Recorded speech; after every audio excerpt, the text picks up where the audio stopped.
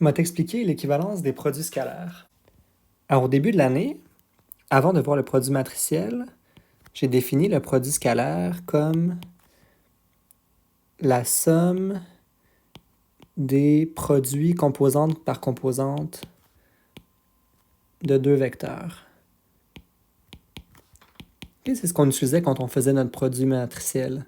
Quand on faisait le produit d'une ligne fois le produit d'une colonne. Donc, si le vecteur U a les composantes U1, U2 jusqu'à UN, puis le vecteur V, les composantes V1, V2 jusqu'à Vn. Alors, quand on fait le produit scalaire, c'est première composante fois première composante, plus deuxième fois deuxième, puis ainsi de suite. Donc, c'est ce que j'ai écrit ici. Puis, de manière plus compacte, on peut l'écrire avec une sommation. Sommation pour I va de 1 à N d UI VI.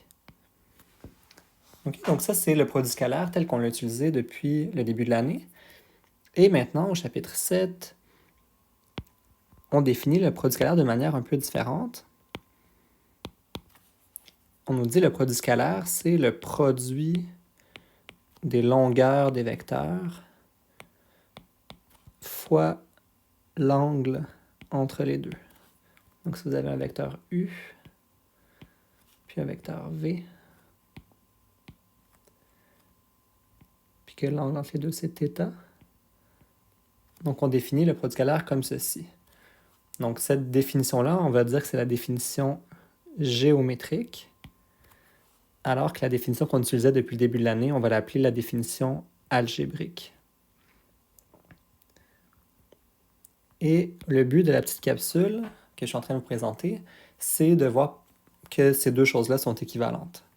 Donc, les deux définitions sont équivalentes, ce qui n'est pas évident a priori. Hein? Donc, quand on regarde les deux formules, ça ne saute pas aux yeux. Mais en fait, c'est la même chose. Donc, on va en faire un théorème. Les deux définitions sont équivalentes.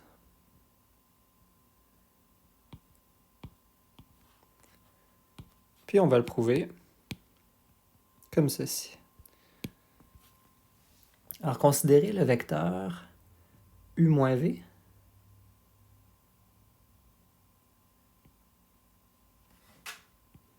Donc, le vecteur U moins V ici. Donc, on a maintenant un triangle sous les yeux formé par le vecteur U, le vecteur V, puis le vecteur U moins V. Puis, on peut appliquer la règle des cosinus. Donc, la règle des cosinus ou la loi des cosinus nous dit la chose suivante. Donc, la longueur au carré du vecteur qui fait face à l'angle θ est égale aux longueurs au carré des vecteurs qui sont adjacents à l'angle moins 2 fois leur longueur, le produit de leur longueur, pardon, fois l'angle entre les deux. Et donc ça, c'est la loi des cosinus appliquée à ce triangle-là. Mais là, la longueur de U fois la longueur de V fois le cos de l'angle entre les deux vecteurs, c'est équivalent à la définition géométrique du produit scalaire. Donc, on pourrait le réécrire comme ceci. Hein, produit scalaire de U et V. Donc, c'est ce que je vais faire.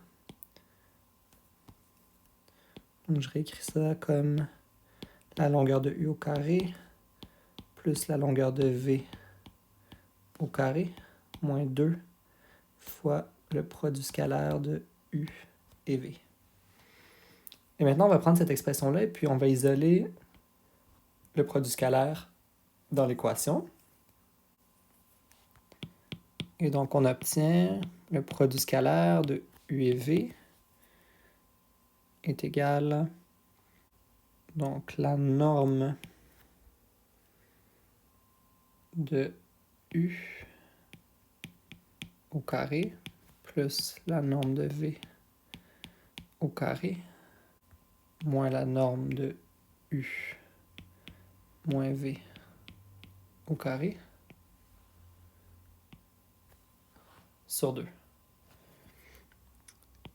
Et donc les normes, donc la longueur d'un vecteur, c'est la généralisation de Pythagore qui nous permet de calculer la longueur d'un vecteur. Donc on peut réécrire ça racine de la somme des UI au carré plus racine de la somme des VI carré. Donc la racine des sommes au carré, hein, c'est tout simplement la généralisation de Pythagore en n dimensions. On a déjà vu ça dans une vidéo précédente. Puis finalement, sommation des UI moins VI au carré. Donc racine de tout ça au carré.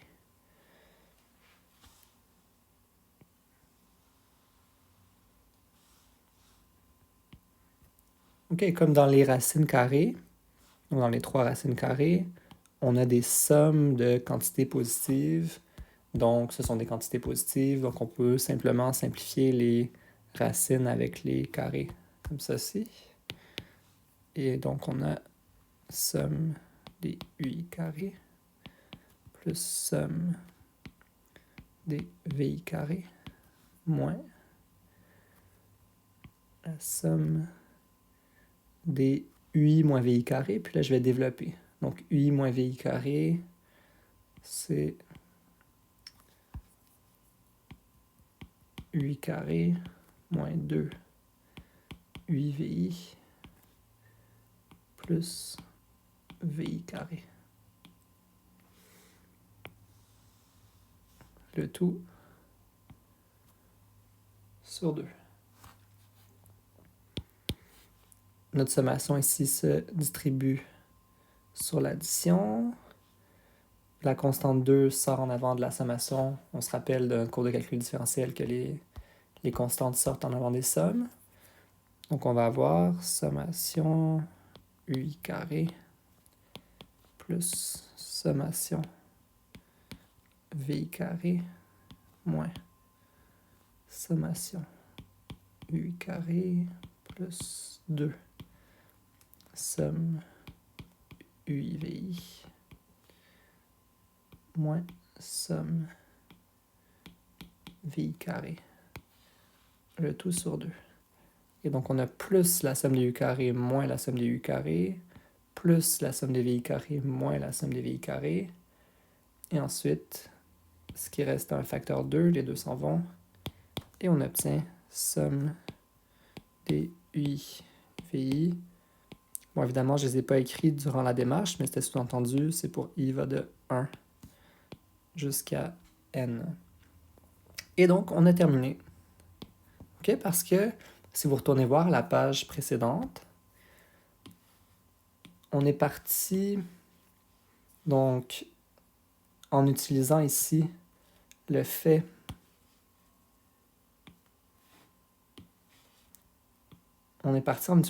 que le produit scalaire était défini par le produit des normes fois le cos de l'angle entre les vecteurs. Donc ça, c'est la définition géométrique. Donc on est parti en supposant la définition géométrique comme étant vraie.